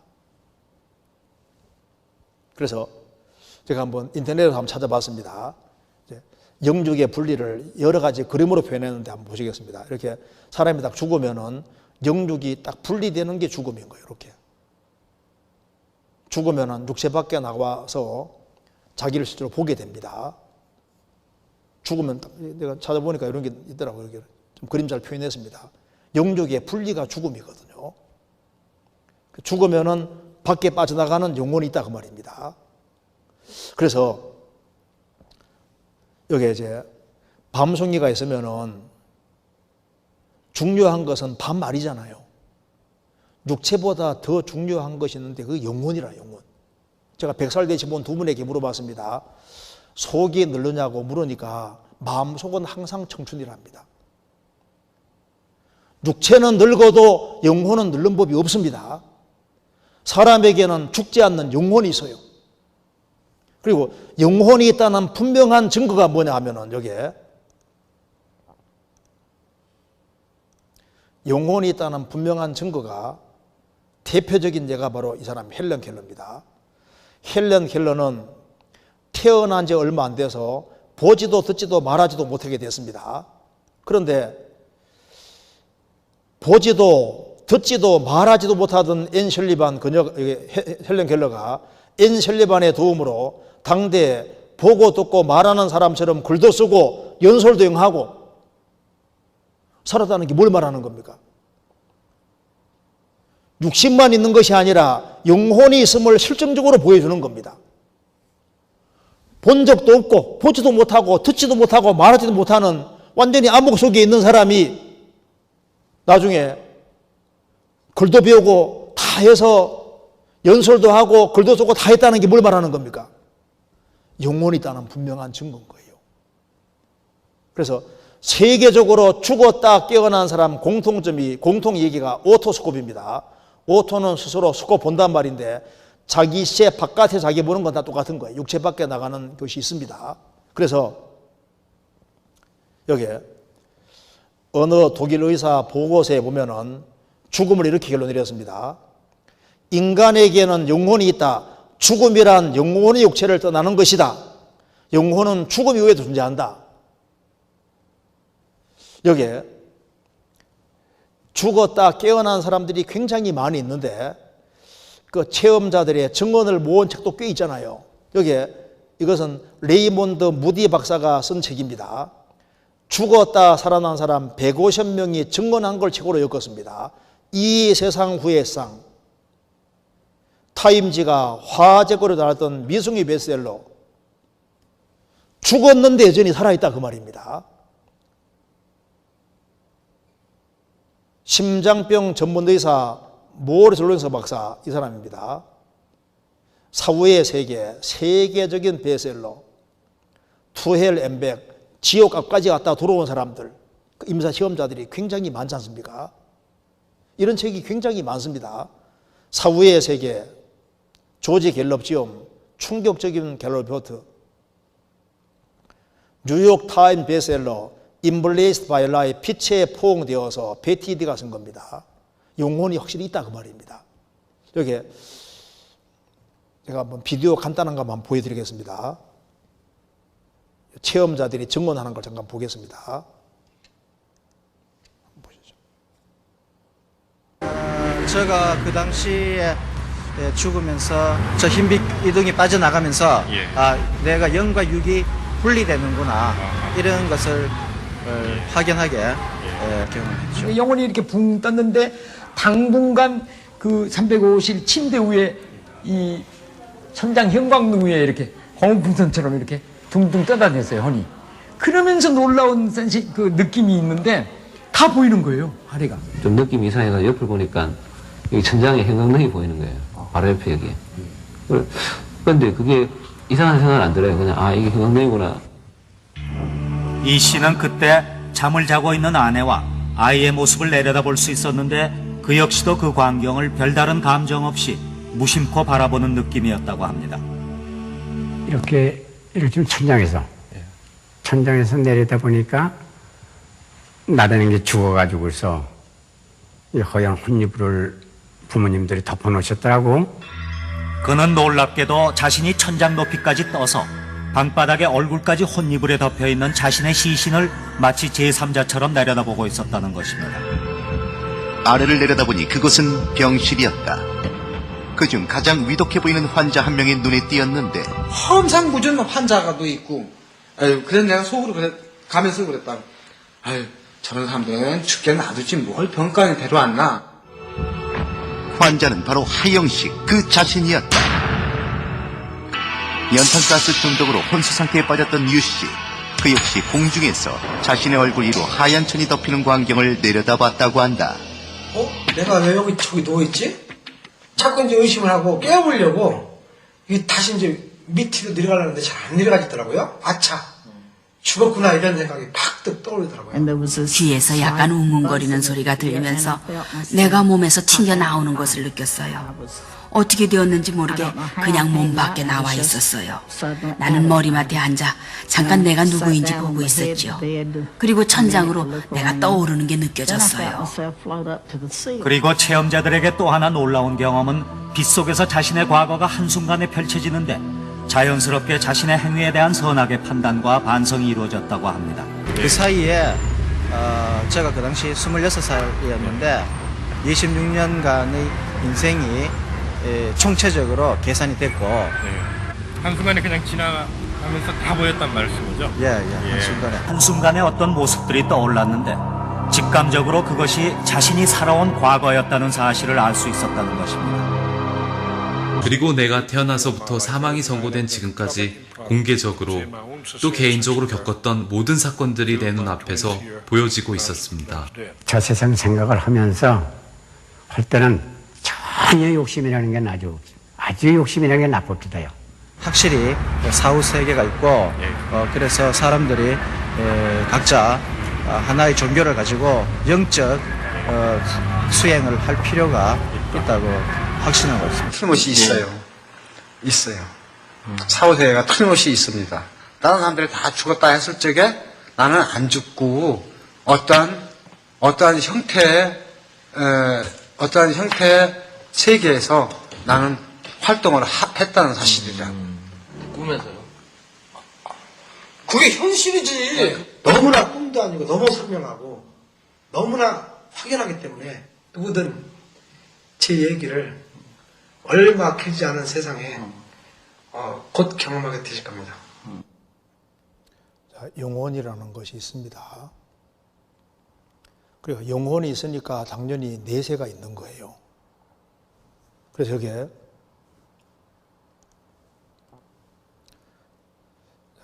그리고 영혼이 있으니까 사람에게 죽지 않는 영혼이 있느냐? 있습니다. 그렇기 때문에 죽음 이후에 영원한 내세와 부활이 분명히 있어요. 성경에서는 내세가 있다는 것을 분명히 말하고 있습니다. 금세에서 여러 배를 받고 내세에 영생을 받지 못할 자가 없느니라. 금세가 있고 내세가 있습니다. 육체의 연습은 약간의 유익이 있으나 경건은 범사의 유익하니 금생과 내생의 약속이 있느니라. 금생만 있는 게 아니라 내생이 있는 거예요. 풀무불에 던져 넣으리니 거기에 쏠며 이를 갈미 있으리라. 그때 의인들은 자기 아버지 나라에서 해와 같이 빛나리라. 귀 있는 자는 들어라. 마태복음 13장 42에서 43절. 그러니까 지옥불도 있고 자기 아버지 나라 천국도 있는 겁니다. 영혼이 있으면은 내세도 있는 거예요. 나중에 자세히 배울 겁니다. 그리고 그 다음 질문 한번 보시겠습니다. 그러면 성경의 하나님이 과연 창조주라는 증거가 있느냐 그 말입니다. 성경 처음 시작이 태초에 하나님이 천지를 창조하시니라. 성경의 하나님이 창조주시라면 당연히 제일 잘 알아야 되죠. 여기 뭐가 들어있을까요? 넣은 사람 알 수 있잖아요. 여기에 고양이 들어있습니다. 여기에 뭐가 들어있을까요? 여기에 새가 들어있습니다. 넣은 사람은 알 수 있잖아요. 성경에는 이 우주와 이 지구와 생명체에 대해서 정말 자세하게 말씀하고 있는데 오늘은 아주 간단하게 하나님이 우주와 지구 만드셨으니까 지구에 관한 것 몇 가지만 봐도 이분이 창조주라는 걸 알 수 있습니다. 성경은 1900년 전에 완성된 책이거든요. 그럼 지구에 관해서 성경이 언급하는 걸 간단하게 한번 몇 가지만 제가 보여드리겠습니다. 우주에 대해, 지구에 대해 잠깐 보시면은 성경에는 이 지구에 대해서 아주 상세하게 기록되어 있는데 이 지구가 공중에 떠 있다는 사실을 최초로 말한 책이 성경책입니다. 여기 욥기 26장 7절에 그는 하나님은 북편 하늘을 허공에 펴시며 땅을 공간에 다시며 이게 3500년 전에 기록된 책인데 욥기에 이 땅, 지구가 공중에 아무것도 없는 것에 매달려 있다. He hangs the earth on nothing이라고 했습니다. 이 지구를 아무것도 없는 것에 매달렸다. 지구를 공중에 매달았다는 사실을 최초로 말한 책이 성경책인 거예요. 그리고 옛날 사람들은 지구가 공중에 떠 있는지 몰랐습니다. 수메르 사람들, 에집트 사람들, 인도 사람들 아무도 몰랐어요. 그런데 성경에만 지구가 공중에 떠 있다는 걸 말하고 있다 그 말입니다. 그러면 3,500년 전에 지구가 공중에 떠 있다는 걸 인간이 알 수 있었을까요? 또한 성경은 이 지구가 부채라는 것을 이미 말하고 있다고 말입니다. 여기에 지금부터 2700년 전에 기록된 이사야서에 이사야 40장 22절에 그는 땅 위에 궁창이 앉으시나니 땅의 거민들은 메뚜기 같으니라. 여기에 땅이 히브리 말로 축은데 스피어 구체입니다. 그래서 영역본에는 보통 The Circle of the Earth, 서클이라고 보통 번역해 놨는데요. 축구, 스피어 구체입니다. 그래서 여기에 일본어 구역에 보면은 이사야 40장 22절에 대해서 말하면서 여기에 슈와 주님은 찌규라고 되어 있죠. 여기에만 다른 건 땅이라는데 여기는 찌규라고 지구. 주님은 지구에 까마득한 높이에 앉아 계시고 땅에 살고 있는 거주하는 사람을 인하고 메뚜기와 같이 보신다 이렇게 되어 있습니다. 그럼 여기에 주님은 찌규, 지구가 둥글잖아요. 지구가 둥글다는 사실을, 부채라는 사실을 처음으로 말한 책도 성경책인 거예요. 그러니까 지구가 공중에 떠 있다 얼마나 놀라운 얘기입니까? 지구가 스피어, 부채라는 것도 2700년 전에 미리 딱 말씀하고 있는 거예요. 더 놀라운 것은 이 지구가 자전하고 있다고 말하고 있다고 말입니다. 여기에 욥기 38장은 하나님이 직접 하시는 말씀입니다. 욥기 38장 14절에 땅이 변화하여 지늘게 인 도장 친 것 같고 만물이 옥같이 나타나되 땅이 변화하여 돌아서 그 말입니다. 지늘게 도장 친 것 같고 만물이 옥같이 나타나되 이걸 제가 읽어드리겠습니다. 이 구절을 원문대로 직역하면 땅이 지늘게 인 도장 박듯이 돌고 있다이다. 이 당시에 인 도장은 원통으로 되어 있어서 그것으로 진흙 위에 굴려서 도장 썼다. 그러므로 이 말씀은 진흙 위에 굴려서 도장을 쳤던 것 같은 모양으로 지구도 돌아서 만물이 새롭게 나타난다는 뜻이다. 땅이 변화하여 지늘게 인 도장 친 것 같고, 과거 도장은 다 이렇게 생겼습니다. 옛날에 종이가 없어서 진흙판에다가 도장을 또로록 굴리고 중요한 건 불에 딱 구우면 문서가 되는 거예요. 과거 도장은 이런 도장밖에 없습니다. 딱 진흙판에다가 또로록 다 굴려치는 거예요. 이렇게 굴렸습니다. 이렇게 또로록. 제가 러시아 갔을 때 러시아 이 박물관 안에 고대 도장을 다 모아놔서 제가 찍어왔습니다. 옛날 도장이 다 이렇게 진흙판에다가 또로록 다 굴린 도장들입니다. 인중 붙이는 찍는 도장이 아닙니다. 그래 다 굴려치는 도장이니까 진흙판에 도장 굴려치는 것처럼 지구가 구르고 있다 그 말입니다. 이렇게 도장이 다 굴려칩니다. 비디오 한번 잠깐 보여드리겠습니다.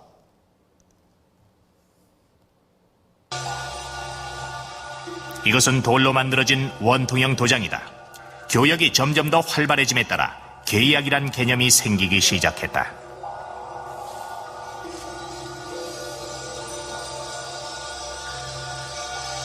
점토판에 이 원통형 도장을 굴려 계약서의 서명이나 교역 물품의 봉인으로 이용했다. 그러니까 이 지구가 캄캄한 보면은 아무것도 안 보입니다. 화려한 옷을 입고 있지만 아무것도 안 보이지만은 햇살을 받아서 이 지구가 딱 구르면서 햇빛을 싹 받을 때 지구의 화려한 의상, 옷을 입은 모습을 드러낸다 그 말입니다. 그것이 마치 진흙판에 도장을 굴려치는 것처럼 지구가 굴러서 화려한 모습을 다시 나타낸다 그 말입니다. 그러면 지구가 공중에 떠 있다 이걸 말하는 것도 이게 놀라운 얘기인데 지구가 부채다, 지구가 자전하고 있다 이걸 어떻게 인간이 기록할 수 있겠냐 그 말입니다. 그리고 여기 보시겠습니다.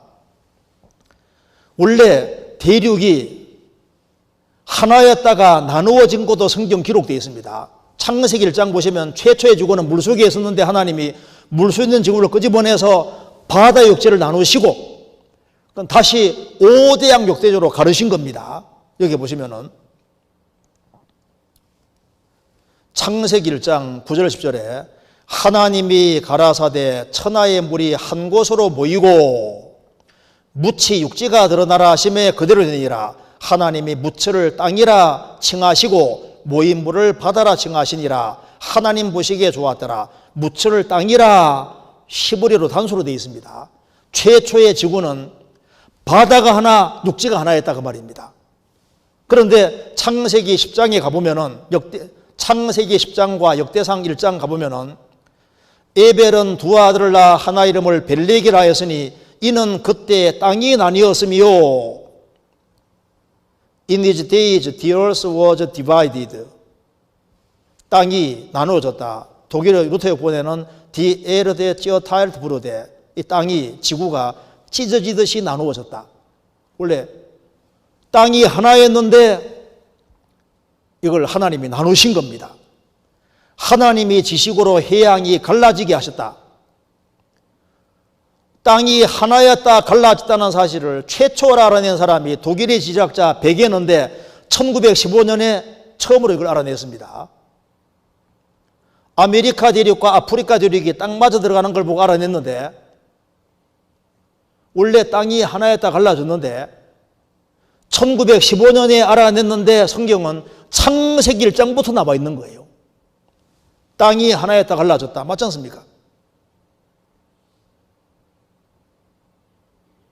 성경은 과학이 발전하기도 전에 미리 기록되어 있는 거예요. 미 과학자들을 대륙 플러스를 입증했다. 땅이 붙어있다 갈라진 것이 확실합니다. 자국이 딱 남아있잖아요. 그리고 이 세상의 중앙이 어디냐? 성경에 정확히 나와 있습니다. 에스겔 38장 12절에 러시아가 이스라엘 치는 이야기를 하면서 러시아가 이스라엘 칠 때 세상 중앙에 거하는 이스라엘 백성을 친다고 했습니다. 2600년 전에 세상 중앙이 어디지 어떻게 알 수 있겠습니까? 세상 중앙에 거하는 백성을 지고자 할 때 Who dwell at the center of the earth, 지구의 센터에 살고 있는 백성이다. 그렇죠. 이스라엘이 세상 중앙에 살고 있는 것이 맞습니다. 세상 중앙에 거하는 백성을 지는데 어디에서? 내가 내 고토 극한 북방에서 이스라엘 치러 오리라. 이스라엘 극한 북방 러시아에서 쳐들어오는 게 딱 기록되어 있는데 세상 중앙이 이스라엘이라고 딱 기록해놨잖아요. 그럼 맞는 얘기지 않습니까? 별게 다 기록되어 있는 거예요. 땅속은 시뻘건 불덩어리가 들어있습니다. 지면은 식물을 내나 지하 땅속은 불로 뒤덮는 것 같고 땅속은 마가마가 불처럼 끓고 있잖아요. 중심 온도가 7000도가 넘습니다. 어떻게 이런 걸 다 기록할 수 있을까? 창조주의 말씀이니까 기록되는 겁니다. 여기 보시겠습니다. 번개 치는 것에 대해서도 번개가 꽝꽝 치면 얼마나 무서워요. 하나님 말씀하시기를 그가 하나님이 번개빗으로 자기 사면에 두르시며 바다 밑도 가리우시며 이런 것들로 만민을 징벌하시며 이런 것들로 식물을 풍비해 주시느니라. 번개하면은 얼른 떠오르는 것이 만민을 징벌하시며 벼락 맞아 죽었다. 금방 이해되잖아요. 그런데 이런 것들로 음식물을 풍성히 갖추어 제공해 주시느니라. 번개하고 풍성한 음식물과 무슨 관계가 있냐 그 말입니다. 우리 시대에 이런 게 밝혀집니다. 공기의 대부분이 질소와 산소로 구성되어 있는데 질소가 78%입니다. 근데 번개가 꽝 칠 때 놀라운 일이 벌어지는데 질소와 산소 결합해서 일산화질소가 되고 다시 결합해서 이산화질소가 되고 물비하고 섞이면서 질산비료가 떨어지는데 번개가 칠 때마다 비료가 떨어지는데 얼만큼의 비료가 떨어지느냐? 1995년에 후란즈 블라우라는 박사가 조사했습니다. 번개가 칠 때 치기 전과 후에 대기 변화 채취해서 번개 칠 때마다 어마어마한 질소 비료가 생긴다는 걸 알아냈습니다. 그래서 여기에 발표했습니다. 번개는 생명 최대를 수원, 연간 10억 톤 질산농으로 보존가 된다. 연간 한 10억 톤 정도의 비료가 떨어진다. 그래서 천둥 번개 잦으면 풍년 드는 것이 그래서 그렇구나. 번개 잦으면 농작물이 20% 증수된다. 바위만 앙상한 곳에 어떻게 식물이 잘 자랄까요? 하나님이 번개 공장 통해서 비 내릴 때 비료까지 같이 내려주시는 거예요. 그래서 만물이 좀 살고 있다 그 말입니다. 그런데 정말 놀라운 것 중에 하나가 바로 물의 순환인데요. 여기 물이 순환되는데 이것도 이제 우리 시대에서 확실하게 알지 않습니까? 그런데 여기에 욥기 36장 27, 28절에 그가 하나님이 물을 가늘게 끌어올리신즉 그것이 안개되어 비를 이루고 그것이 공중에서 내려 사람에 쏟아지느니라. 물이 증발 과정 거쳐서 구름으로 돼가지고 지구상에 내립니다. 그리고 모든 강물은 다 바다로 흐르되 바다를 채우지 못하며 어느 곳으로 흐르든지 거리로 연하여 이어서 흐르느니라. 물이 돌고 돈다 그 말입니다. 전도서 1장 7절에 나와 있습니다. 그런데 이제 중요한 구절이 이겁니다. 아모스 9장 6절에 바닷물을 불러 지면에 쏟으시는 자니 그 이름은 여호와시니라. 이게 얼마나 놀라운 말인 줄 아세요? 우리가 경험하는 비의 대부분이 어디서 오느냐?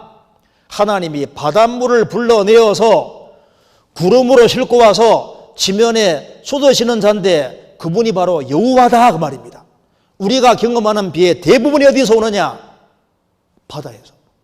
하나님이 바닷물을 불러내어서 구름으로 싣고 와서 지면에 쏟아서 농사 짓게 해주시는데 그분이 누군지 아느냐? 여호와시다 그 말입니다. 그러니까 어떻게 그 옛날에 이 지구가 공중에 떠 있고 구체고 지구가 자전을 하고 있고 대륙이 하나에 딱 갈라졌고 땅속에는 불이 들어있고 그리고 번개가 치는 거라든가 이 이유가 만민에게 징벌만 위함이 아니라 풍성한 음식물을 제공해 주기 위함이라고 하는 거 어떻게 다 기록될 수 있을까요? 창조책이니까 그런 거예요. 그렇지 않습니까? 좀 이해되시죠? 그 다음에 이제 보겠습니다. 여기에. 그 다음에 이제 정말 중요한 질문입니다. 인생이란 무엇이며 인생의 궁극적인 목적은 무엇인가? 인생이 도대체 뭐냐? 인생의 궁극 목적이 도대체 뭐냐? 사람이 도대체 뭐냐 그 말입니다. 학자들은 말합니다.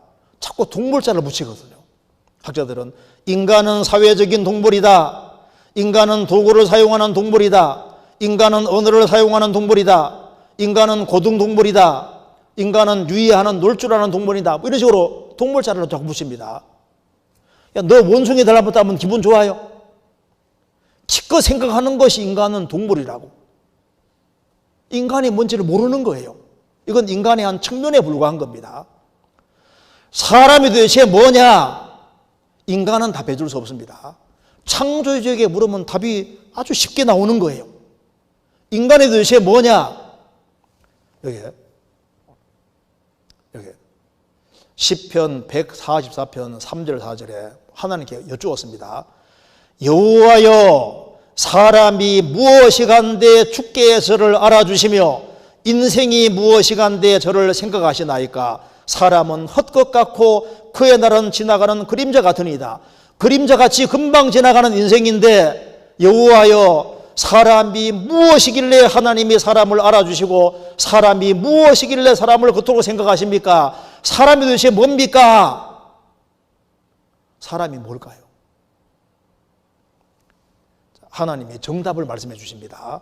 창세기 1장 27절 하나님이 자기 형상 곧 하나님의 형상대로 사람을 창조하시되 남자와 여자를 창조하시고 인간은 뭐냐? 하나님을 닮았다. 하나님의 형상이다. 이것이 인생에 대한 정확한 규정인 겁니다. 그럼 왜 인간이 하나님의 형상이냐? 요한복음 4장 24절에 하나님은 영이시니 예배하는 자가 신령과 진정으로 예배할지니라. 하나님은 영이신데 인간은 영과 혼과 몸 세 부분으로 구성되어 있습니다. 인간이 왜 하나님의 형상이냐? 인간에게는 영이 있기 때문에 하나님의 형상인 거예요. 그래서 인간은 하나님을 닮았습니다. 인간이 조만한 것처럼 보여도 아닙니다. 우주를 마음속에 딱 품을 수 있잖아요. 시간 속에 살면서 그냥 순식간에 우주 끝도 갈 수 있고 영혼도 생각할 수 있고 우주를 딱 마음속에 그려볼 수도 있고 이게 대단한 존재인 거예요. 인간은 굉장한 존재입니다. 인간은 뭐냐? 인간은 하나님의 형상이다. 이 정의가 얼마나 정확한 정의입니까? 너는 인간은 하나님을 닮았다. 처음부터 영생하도록 지원받았고 하나님의 형상대로 영혼을 가진 존귀한 존재로 지어져 있는 거예요. 하나님을 닮았습니다. 하나님은 본질이 사랑이신 것처럼 인간은 사랑 먹고 살도록 처음부터 지어져 있는 거예요.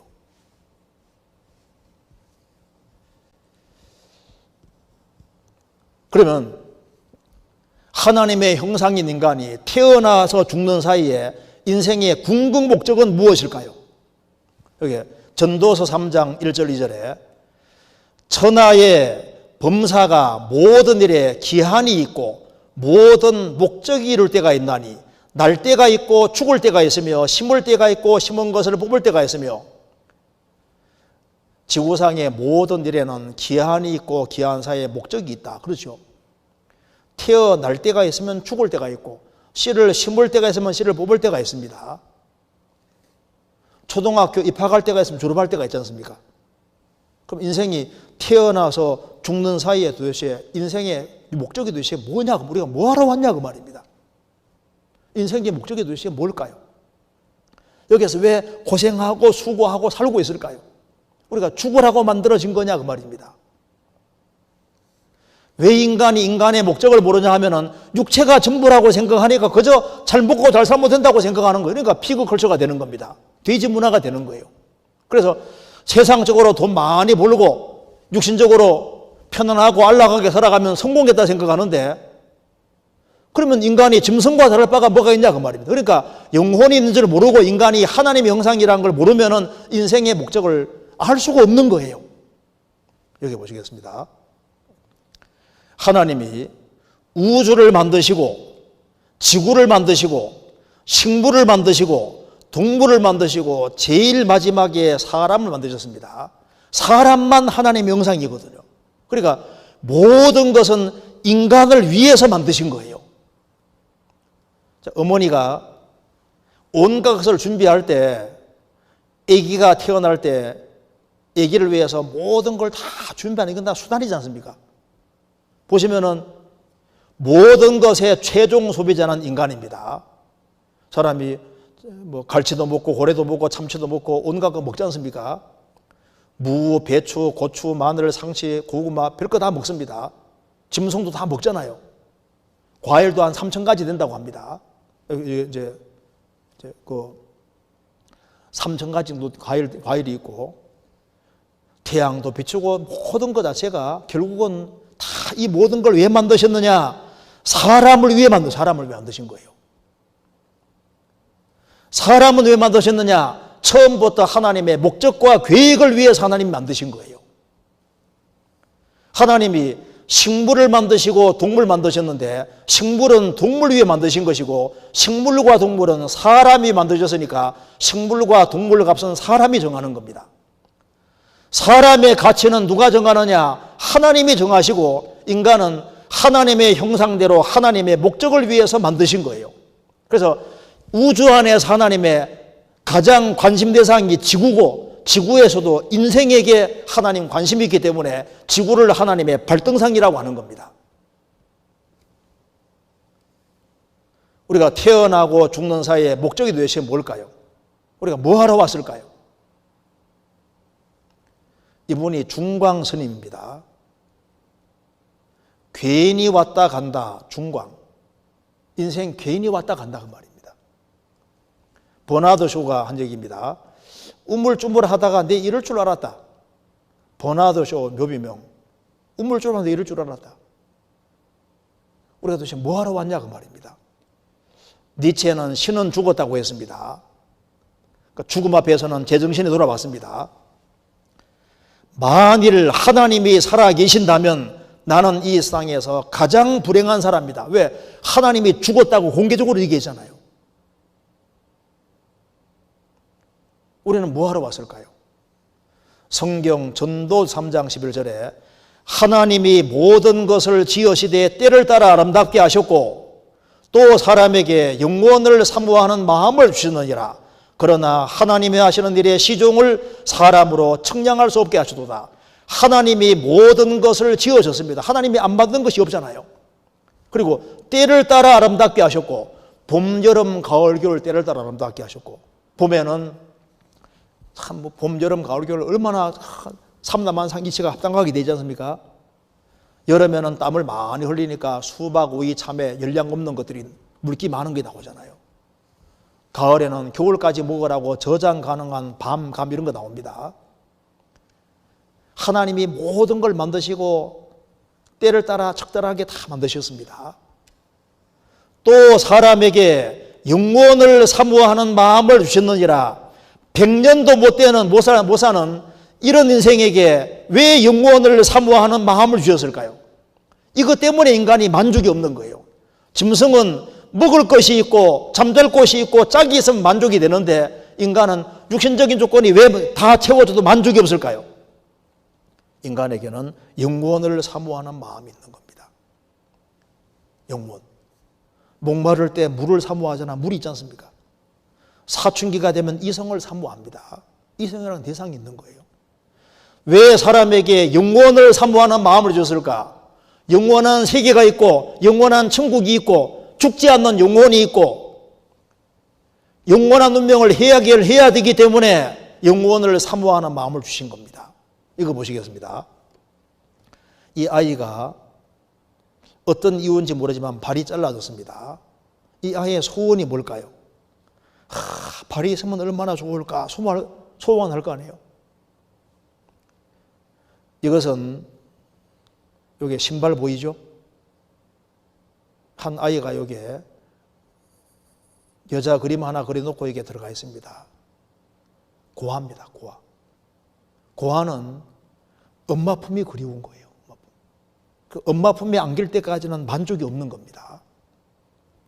인간은 처음부터 하나님의 목적과 계획을 위해 지원받았기 때문에 하나님과 바른 관계를 맺고 그리고 하나님과 올바른 관계를 맺을 때까지는 진정한 만족이 없도록 프로그램이 되어 있는 거예요. 즉 자기의 영원한 운명이 해결돼야만 만족이 있다 그 말입니다. 그래서 여기 보시면은 인간은 처음부터 태어나 죽는 사이의 목적이 도대체 뭐냐? 사람은 처음부터 영생을 얻기 위해서 온 거예요. 영원히 하나님과 함께 살기 위한 목적으로 지어진 겁니다. 그래서 영원한 운명이 해결돼야만 만족이 되는 거예요. 그래서 여기에 진정한 행복이 도대체 뭘까요? 돈이 많다고 행복이 될까요? 저는 초등학교 들어가기 전부터 인생이 허무했습니다. 그런 사람도 있더라고요. 왜? 딱지치기 하면서도 죽을 텐데, 공차기 하면서 죽을 텐데, 항상 죽음에 딱 부딪혀 있으니까, 이거 해결 안 되니까 항상 마음이 답답했습니다. 그런데 1983년도 9월 25일 날 오후 4시경 예수님이 거듭나지 아니하면 천국 못 간다고 했습니다. 그때 정말 하나님의 은혜와 사랑을 깨닫고 중생 거듭나는 일이 있었습니다. 딱 거듭날 때 그때 영원한 운명이 딱 해결되니까 이제는 죽어도 괜찮구나. 그래서 궁금한 게 싹 풀린 거예요. 이제 살 맛이 납니다. 왜? 언제 죽어도 천국 알 수 있고 하나님 품에 안길 수 있다면 그것만큼 행복이 없는 겁니다. 그래서 사람이 언제 만족이 되냐 하면은 살아계신 하나님을 만나서 인간은 양심에 대한 가책이 있거든요. 죄 문제가 해결이 되고 자기가 영원히 갈 곳이 딱 해결되면은 그러면 참된 만족이 있는 거예요. 그래서 역사 속에서 순교자를 제일 많이 낸 곳이 교회라는 거 아셔야 됩니다. 6천만 명 이상의 사람들이 예수 그리스도를 위해서 목숨을 기꺼이 잃었습니다. 자신을 바쳤습니다. 왜? 인생 문제가 확실하게 풀어져서 그런 거예요. 여기 보시겠습니다. 그래서 진정한 행복은 여기 보시겠습니다. 사람이 딱 죽음을 건너가면은 하나님 앞에 서야 되는 거예요. 근데 이게 죄가 해결 안 된 사람은, 자기 영원한 운명이 해결 안 된 사람은 만족이 없습니다. 그런데 어느 날 구원을 탁 받고 언제 죽어도 천국 갈 수 있는 길이 열린 사람은 진정한 행복이 있는 겁니다. 사람은 지구상에 태어나서 천국과 지옥 둘 중에 한 곳을 가고 있습니다. 그런데 천국 가는 사람보다 지옥 가는 사람이 훨씬 더 많습니다. 그래서 사람은 서로 만나지 못할 두 길을 가고 있는 거예요. 영원히 분리되는 길을 가고 있는 겁니다. 그래서 사람의 행복은 언제 행복이 오냐 하면은 아모스 4장 12절에 내 하나님 만나기를 예비하라는 말씀대로 성경을 통해서 살아계신 하나님을 알고 이렇게 될 때 만족이 됩니다. 진정한 행복은 하나님을 찾는 마음이 영속에 들어있으니까 창조주를 발견하고 창조주 품에 안기고 양심의 죄 문제가 해결이 되고 영혼을 사모하는 마음이 있으니까 영생을 얻고 영원히 갈 곳이 확실하게 되면은 여기에서 진정한 행복이라는 게 있다 그 말입니다. 즉 영혼의 문제가 해결돼야만 인간은 진정한 만족이 있고 행복이 있는 거예요. 그런데 이 문제를 누가 풀어줄 수 있느냐? 인간은 못 풀어줍니다. 풀어줄 수 있는 분이 딱 한 분이 있는 거예요. 그분이 바로 예수 그리스도입니다. 나폴레옹이 마지막 죽기 전에 인생 말년에 참 감옥에서 아주 비참하게 죽어갈 때 나폴레옹이 황제입니다. 황제인데 내가 인생 말년에 나를 위해서 죽으려 하는 사람 한 명 없다. 그런데 예수 그리스도를 위해서는 죽으려는 사람이 얼마나 많은가. 나는 실패자고 예수님은 승리자라고 얘기했습니다. 인생의 문제를 누가 풀 수 있느냐? 예수님만 풀 수 있습니다. 이 성경이 3,324개 말로 번역되어 있는데 이 성경의 주제가 뭔지 아세요? 바로 예수님인 겁니다. 이거 보시겠습니다.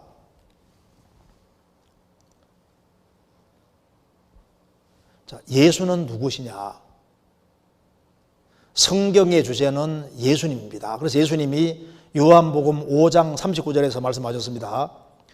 너희가 성경에서 영생을 얻는 줄 생각하고 성경을 상고하거니와 이 성경이 곧 내게 대하여 증거하는 것이로라.